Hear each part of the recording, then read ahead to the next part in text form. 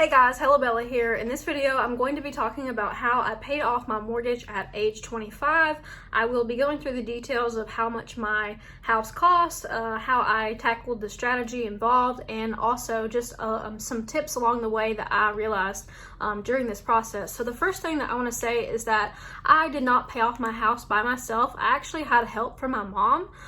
She told me that if I came up with half of the money to pay the house off, that she would pay the other half. So I just want to get that out of the way in the beginning of the video, because I know that some people will be like, oh, well, you didn't show that, or you didn't really pay off your house by yourself.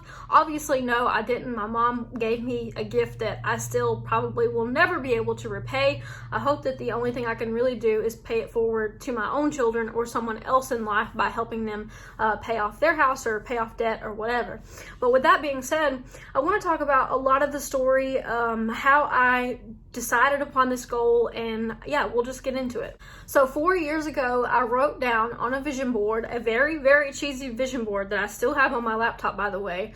I wrote down a lot of things that I wanted, and I put paid off house. I had a picture of my exact house, and I slapped a sticker on it, and it said paid.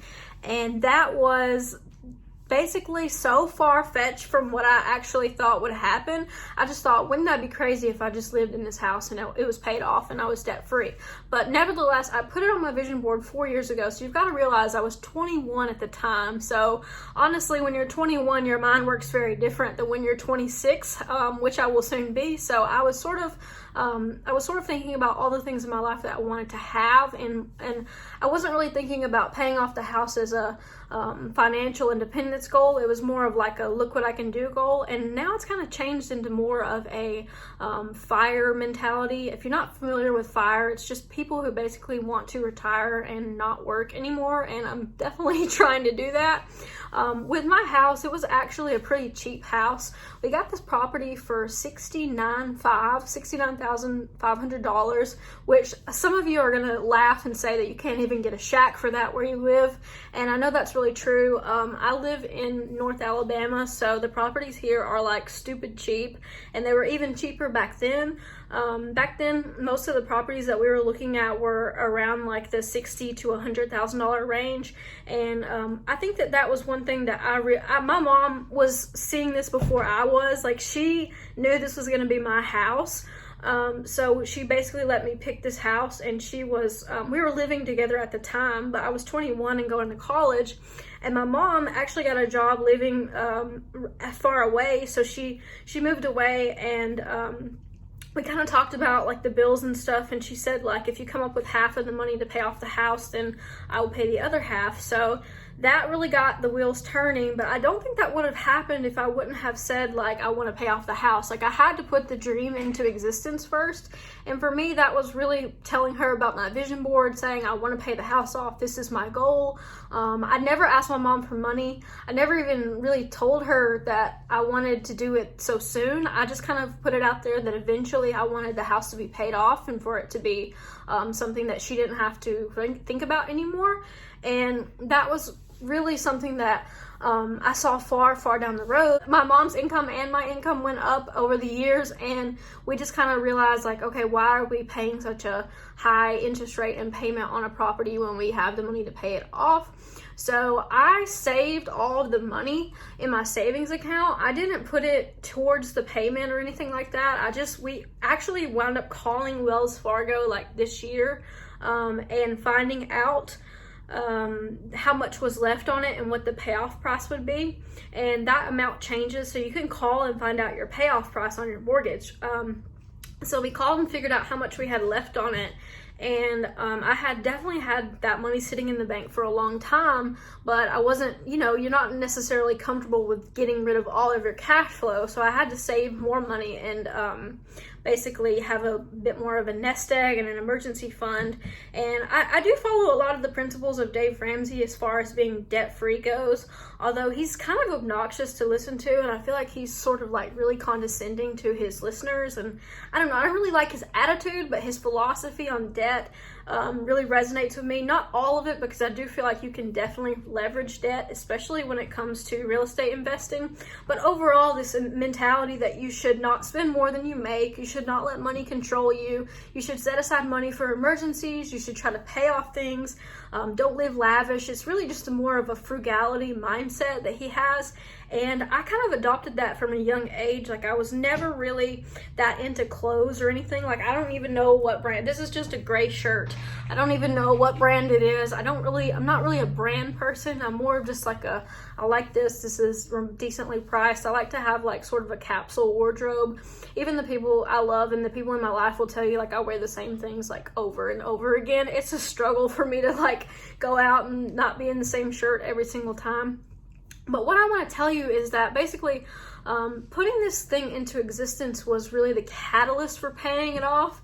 And the money was there, the money was out there, and I just had to believe that I could get it. And I don't want to turn this into like a cheesy manifestation video, because obviously you probably can't manifest a $500,000 mortgage, but you have to sort of be able to convince yourself like this is possible, like I can do this, this is within the realm of possibilities. And even back then when I was putting it on the vision board, you know, I was skeptical. I was like, this is crazy, but that's the point of making a freaking vision board, is that you see stuff that you don't even think is possible. And a lot of the stuff that I put on there has actually came true. And I write down my goals pretty often. I write down things that I want to happen or manifestations that I want to happen. And I think that really has contributed to a lot of my success in life. But I was sort of hesitant to make the video about paying off the mortgage, because with the help of my mom, it's almost like, I don't know, I feel kind of like privileged, and I feel like, you know, other people might see this video and be like, well, you had someone to help you and, you know, you didn't really do it or whatever. But I realized I wasn't letting myself celebrate this, and that was all because I felt like other people's judgment would be on me. But I realized it really is something to celebrate, because I still put this goal in motion, and I still paid, you know, my half of the house, and I pay for everything here now. And, you know, it's sort of like, you have to take responsibility for your share of what you want to happen. You can't just think the universe is going to do something for you. But at the same time, you know, there are things that will come into your path that will help you along the way. I truly believe that you meet the right people and you do the right things at the right times. A lot of you guys know that I was doing real estate for like a year and a half before I quit, and I purchased a property and actually flipped that house and made a little bit of money off of that house. And I used part of that money that I made to pay off this house. So I just think that it became more doable for me, and that really helped me to try to see the goal through. 2020 has been a weird year, y'all, no doubt. I did not expect for all of this to happen, and I think that honestly, this would never be the year that I would think that this would happen for me, but it just so happens that it did. In 2020, January, I wrote down 3 things that I wanted to happen. I wanted to pay off my house.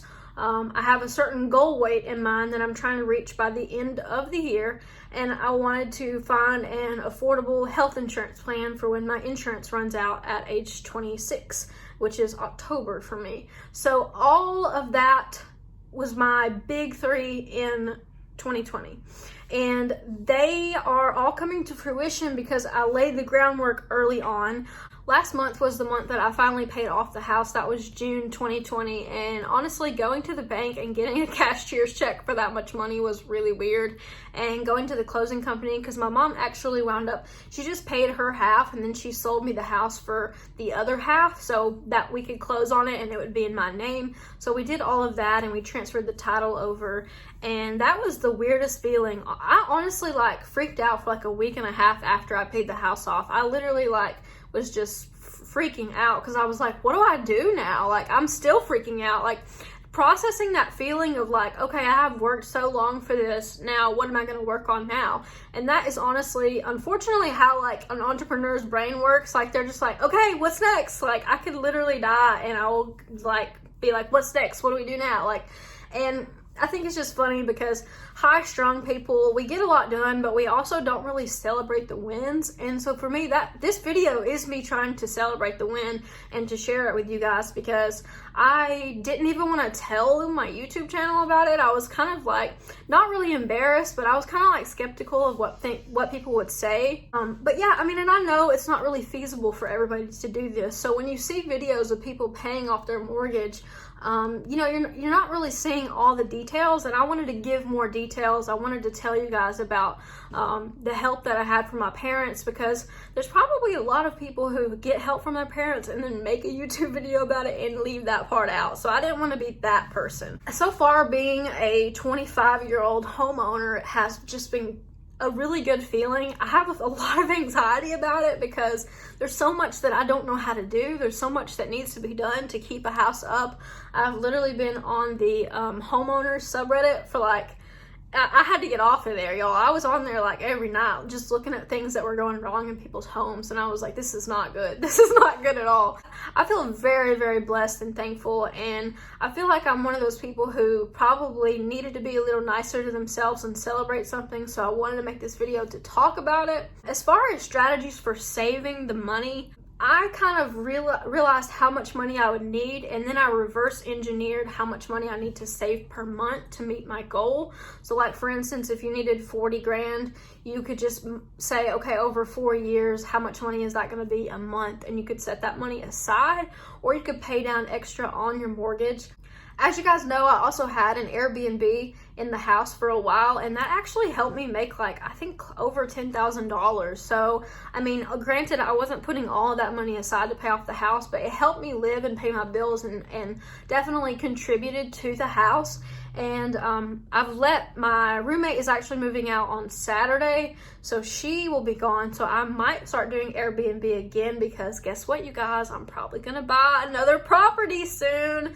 Not soon, but for sure, I think within the next 5 years, I will purchase another house, because the rates are so low right now, and the basically prices of housing are going up in my area. So every year that I wait, I have to pay more for the property, and the interest rates will probably go back up. So I definitely want to make real estate investing still a continuous part of my life. It can get a little bit overwhelming. I know a lot of people own like 20 or 30 houses, and I don't know that I really have the personality for that. I kind of like to be in control of everything, and so I'm sort of not so good at letting other people take the reins, for instance, like property managers and contractors and things like that. So that is one thing I'll probably have to work on at some point in my life, but I'm not ready to do that now. So I'm just gonna be self-aware enough to know that now is not the right time to buy anything else. But I wanted to kind of just record this moment in time in my history. My home is a 2-bedroom, 2-bath, 1,700-ish square feet home.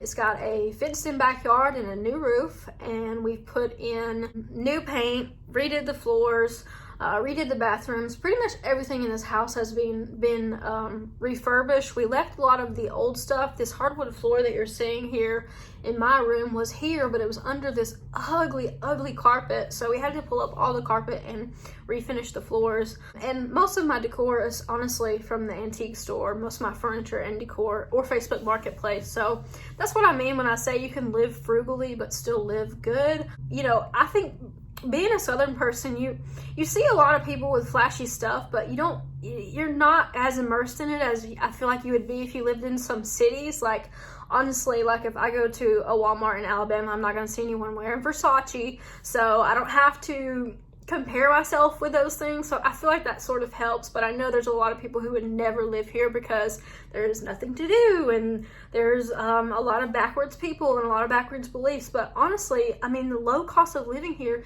just go somewhere that you can find low cost of living. If you want to be a homeowner, if you have different goals, then that's another story. And I think that's one thing that we all do is we adapt other people's goals, and we take on other people's goals, and they're not really meant for us. We're really meant to find our own way and our own path.